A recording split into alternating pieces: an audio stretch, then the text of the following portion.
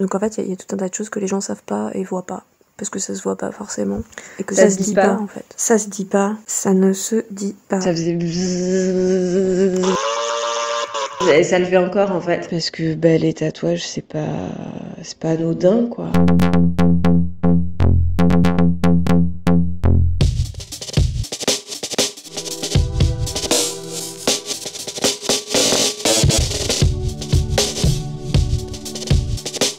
Comment on dit tatouage en croate? Tatouage. Si on se réfère au dictionnaire de linguistique, mais plus encore aux événements qui ont marqué l'histoire occidentale, il s'agirait d'une adaptation anglophone du mot tattoo, un mot polynésien utilisé à Tahiti où le capitaine anglais James Cook a débarqué en 1769 et a rencontré des hommes et des femmes recouverts de tatouages. Le mot tattoo voudrait dire marqué, dessiné ou encore frappé. Avant le mot tatou qui va donner tatouage en français, on va utiliser plutôt des termes comme scarification, peinture ou encore tache. Encore une fois, on n'a pas attendu le mot pour avoir la chose.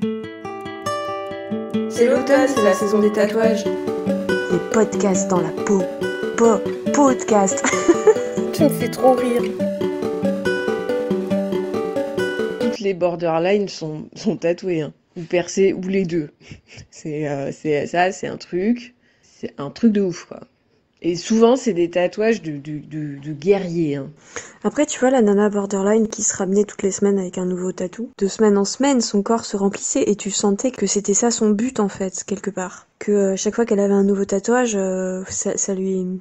Voilà, ça remplissait quelque chose et ça remplissait sa peau, quoi. Et ben voilà, enfin, je trouvais que ça disait quand même aussi vachement quelque chose, quoi. Il y a aussi peut-être, une histoire de remplir ce vide qu'on ressent, quoi. Tu vois, peut-être que... Quelque part, elle voulait disparaître sous ses tatouages, quoi. Elle se recouvrait, en fait. Alors, je sais pas, c'est peut-être une protection. On avait vraiment la sensation qu'il y avait quand même une volonté de disparition, finalement, peut-être, justement, de son identité première, entre guillemets, quoi. Ça veut pas dire grand-chose, mais... Enfin, recouvrir, quoi. Se recouvrir, en fait. Le tatouage comme armure, aussi, tu vois.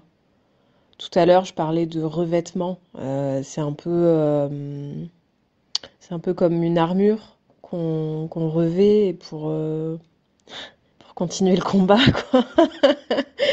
Il y a un truc de cet ordre-là aussi, hein. Moi, je sais que mes tatouages, c'est aussi, c'est ma force, quoi, aussi.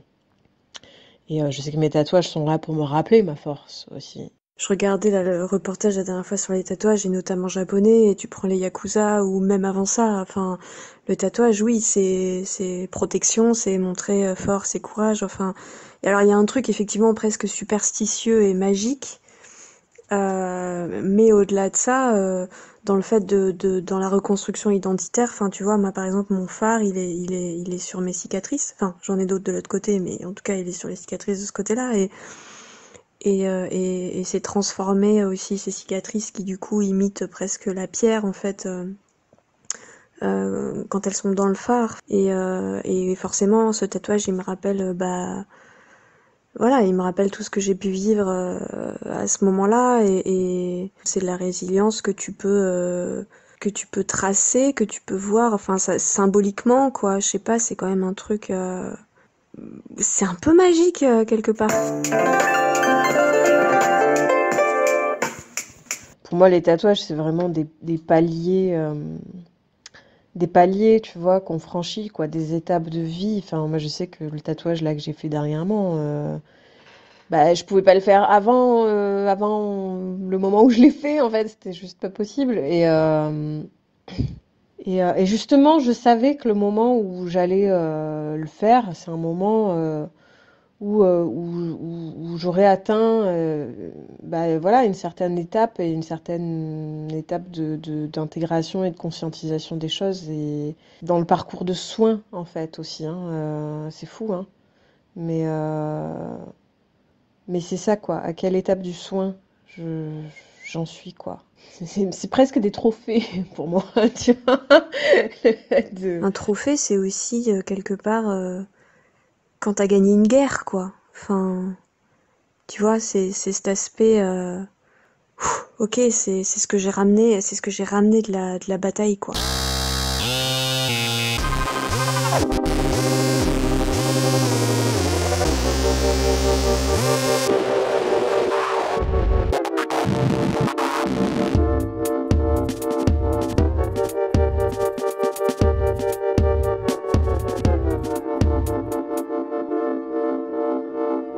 Meuf, c'est un message de ma mère. J'ai super émue de ce qu'elle nous envoie.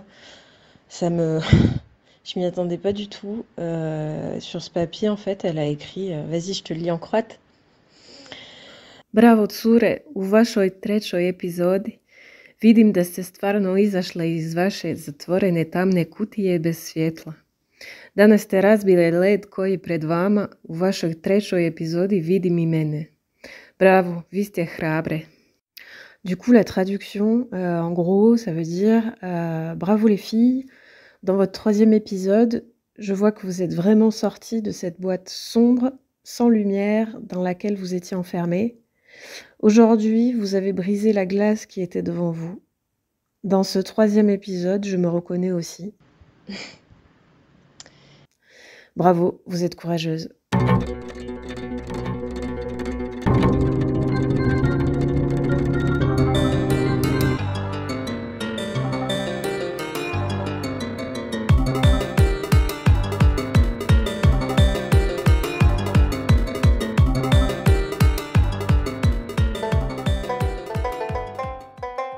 TPL, tatouage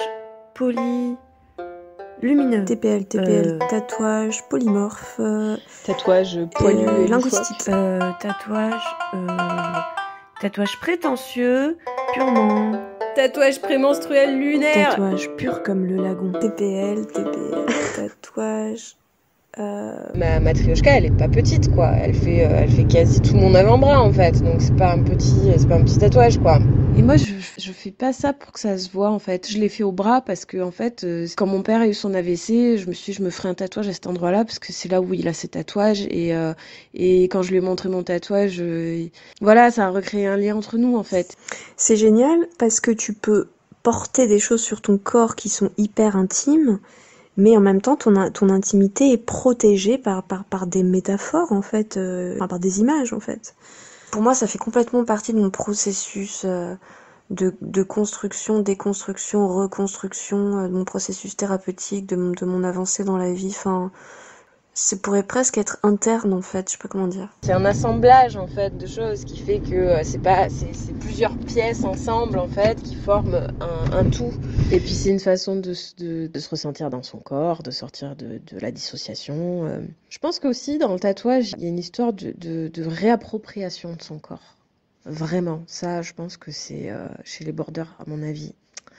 C'est un truc qui est très, très...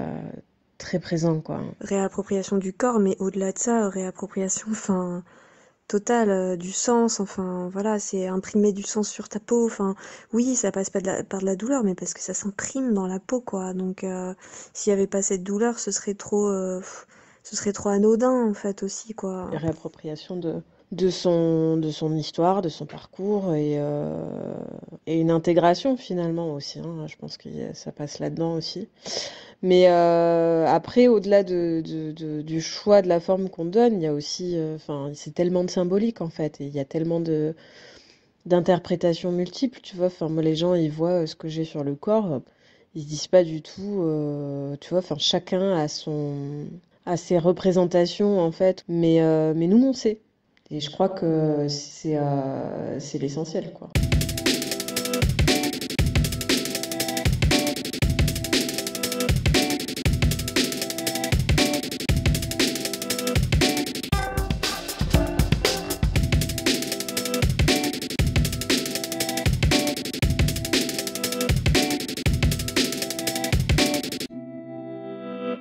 Le tatouage, c'est un message codé, en fait. Il y a que celui qui l'a fait, qui sait, en fait, ou éventuellement ceux à qui il l'a raconté. Mais c'est ça qui fait que c'est magique. Parce que la magie, elle est toujours cachée. Enfin, tu vois, elle se révèle qu'aux initiés. Enfin, tu vois, et là, c'est ça, c'est pareil, en fait. Il y a que toi qui sais vraiment la signification profonde. Enfin, voilà, le caméléon, il correspond aussi vraiment à ce trouble de la personnalité et finalement, est-ce que... Enfin voilà, de me le faire tatouer, c'est aussi une façon d'accepter en fait ce trouble aussi et d'intégrer ce parcours de vie et ma construction en fait. Et voilà, hier soir je me disais mais tu vas le faire plus gros en fait, tu vas pas le faire tout petit. Je voulais l'avoir sans l'avoir. D'ailleurs ça fait des années aux gens que je dis hey, t'as vu mon caméléon tatoué? Et puis les gens ils voient rien, et puis ouais, il est tellement bien fait qu'ils se voient pas. Bon bref, c'est nul mais...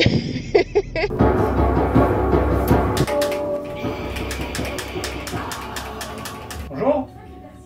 Non, c'est en face que les piercings sont en vacances. Je vous en prie.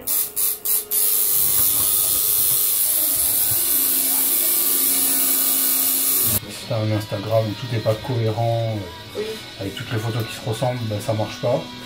C'est pareil en art. C'est pareil en art, alors qu'en fait c'est le truc le plus chiant qui puisse être quoi. Je suis bien Tu vas avoir l'impression de dessiner toujours le même motif, au même endroit, de la même façon. Prendre toujours la même photo avec ce même putain de filtre. Et en fait, ça donne aussi une... Alors déjà, ça donne une identité aux gens qui n'est pas forcément celle qui est d'ailleurs. Ouais. C'est un peu l'identité de ce qu'ils montrent. Oui, puis souvent les gens se calent sur ce qu'ils plaît aussi. Ouais, donc, aussi. J'imagine surtout quand tu vas avoir des profs d'école d'art qui auront grandi avec cette culture de l'uniformité. Ouais. Ah, ça va ressembler à l'esthétique des pays communistes après la chute du mur, quoi. Genre en connexion, on peut faire que ça. Ça n'existait pas avant Instagram. Hein. Pour moi, ça a tout niqué dans tous les milieux artistiques. Je vais te demander de sortir le bras des deux bretelles. En fait, le truc que je comprends pas, c'est qu'il y a cette course à poster régulièrement. Il faut poster tous les jours et tout. Ouais. Alors que dans l'art, ça a toujours été le contraire. Enfin, à part des rares comme De Vinci qui arrivaient à te pondre un tableau tous les 3 mois, la plupart des gars, tu auras des... je sais pas, alors moi, dans les gens que j'aime beaucoup, c'est Escher, Bekimsi, des gars comme ça. Les gars faisaient un tableau par an. Bah oui. Et c'est normal. C'est le temps de trouver une bonne idée, une créativité.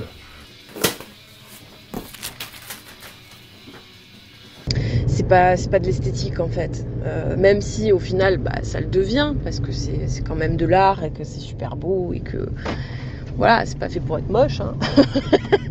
mais c'est un parcours de vie. C'est une dimension esthétique qui passe par la profondeur du sens, de la signification, de la symbolique et de tout ce à quoi ça fait référence en fait. C'est aussi de l'esthétique ça en fait. Quand on dit esthétique, les gens pensent à la super belle ligne, la technique ou le motif choisi ou je sais pas quoi, mais en fait l'esthétique ça passe par le sens aussi beaucoup.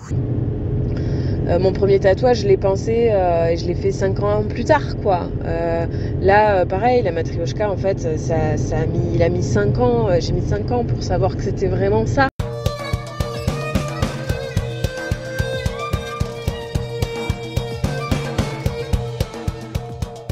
Je me souviens que quand j'étais enfant, je me dessinais comme ça là avec un stylo sur la peau, sur les bras, sur les mains. Et je me souviens que j'étais tout le temps tellement déçue, quand il fallait se laver les mains, quand il fallait enlever tous ces tracés en fait, tous ces dessins, il y avait quelque chose qui me... Presque comme s'il y avait quelque chose qui me rassurait en fait d'avoir ces dessins sur la peau, quelque chose qui fait que j'étais en sécurité et je voulais qu'ils restent, je voulais pas les enlever, je voulais pas qu'ils partent. C'est difficile à expliquer, hein, c'est assez, j'allais dire c'est assez primaire, c'est assez primaire comme besoin, comme envie, comme je sais pas exactement à quoi ça correspond, mais c'est très profond. Le tatouage que j'ai dans le dos, je l'ai fait à mes 20 ans. Et je l'ai fait juste avant de décompenser en fait, avant que mon TPL ressorte, explose en fait, et surtout juste avant de sortir de mon amnésie traumatique en fait. Et tu vois, ce tatouage en fait pendant genre 4 ans. 5 ans, je sais pas, je l'ai cherché, tu vois. Je savais ce que je voulais, quoi. Je savais que je voulais ça. Et je savais où je voulais le faire, quoi. Tu vois. Et je savais pas pourquoi, mais je savais. Et en fait, je me suis quand même fait tatouer une calligraphie arabe qui représente l'amour au niveau du dos, là. Et tu vois, à partir du moment où mon amnésie traumatique, elle a disparu et que je me suis rappelé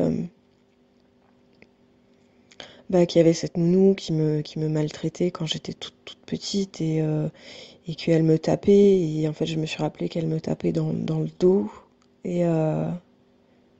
Et tu vois, à partir du moment où je me suis rappelé ça, en fait, ce tatouage, il a... Alors, tu vois, en fait, peu importe si c'est moi qui fais le lien, s'il n'y a pas de lien, mais si, en fait, il y a un lien, il est là, et je l'ai fait, et pour moi, je suis juste venue appliquer un pansement, tu vois, sur ce corps qu'on a maltraité, et voilà, enfin, le tatouage peut aussi agir...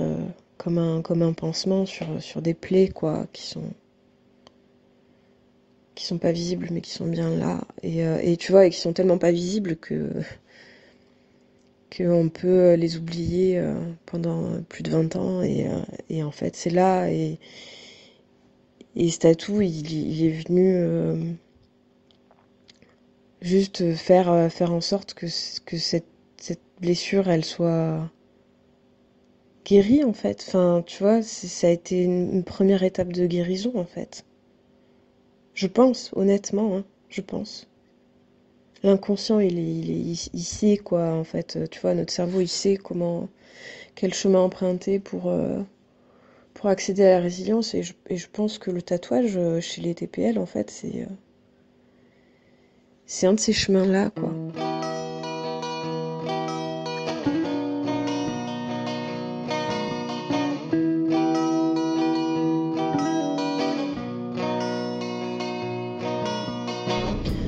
Bon matin, petit kiwi.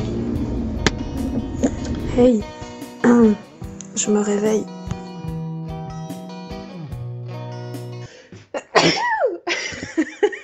Mais pourquoi elle est en colère, Betty? Je sais pas pourquoi elle est en colère, c'est Mercure, je pense. Le deuxième tatouage que j'ai fait, c'est le vertigo, qui est donc au creux de mon bras gauche. Et donc c'est le vertige, même si c'est aussi une référence à Hitchcock, forcément.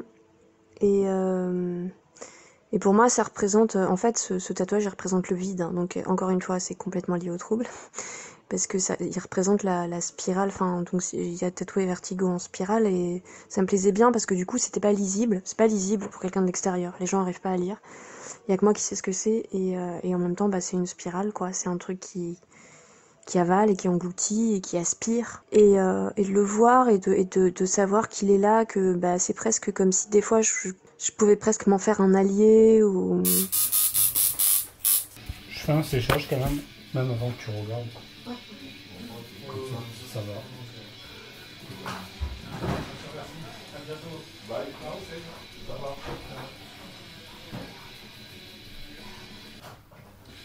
Tu me dis si ça va pas, s'il y a un truc qui cloche pas. Si tu regardes là,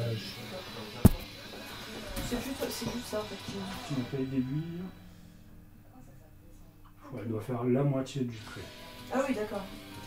Okay. Alors il y a ce petit retour un petit peu plus ici. Ouais, mais j'aime pas en fait. Mais j'aime beaucoup. Ouais, moi j'aime bien. En fait, c'est la meilleure découpe pour moi sans faire de... Oui, de respecter le motif. Respecter le motif. D'accord. Bah, super. Ah oui, mais ça, c'est où déjà C'est pas loin de la rue La Canale, c'est juste à côté, en fait. Du coup, comme tu veux, de toute façon, je te laisse. Moi, je peux pas faire grand chose. Je peux prendre toutes les photos que je veux. Ah oui?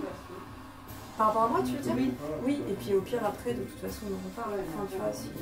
Après, on verra si on a une qui est très bien, bien, mais mais... toi, c'est faux. Ça va.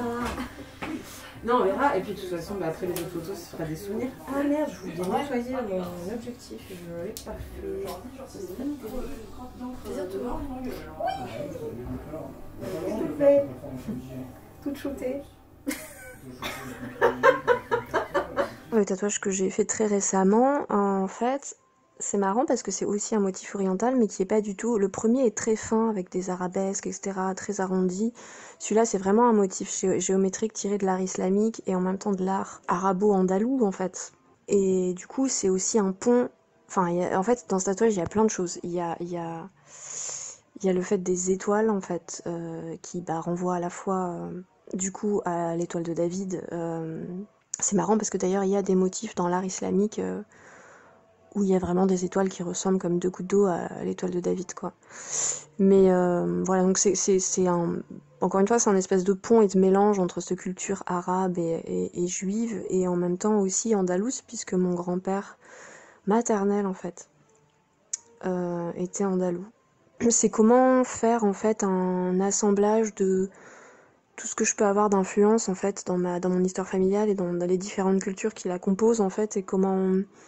Plutôt que de faire finalement un tatouage pour chaque truc, et finalement c'est mélangé par les motifs, toutes ces influences qui sont très très proches, puisque en fait, que ce soit la culture andalouse, il y a une influence arabe très très grande. La vie de mes grands-parents, même s'ils étaient de confession juive, en fait, ils vivaient comme les Algériens, donc voilà, c'est un mélange de tout ça.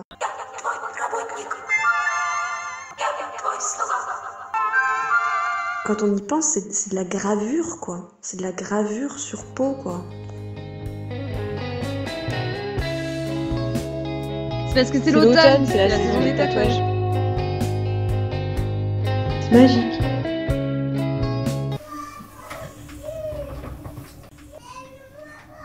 Lolita, tu peux lui dire d'aller jouer sur le bord de l'autoroute. Loli, tu peux appuyer sur l'enceinte, s'il te plaît? Mais tout ça, ça se dit pas. Ça se dit pas. Tu es bien installé? Oui, c'est bon. Ça ne se dit pas.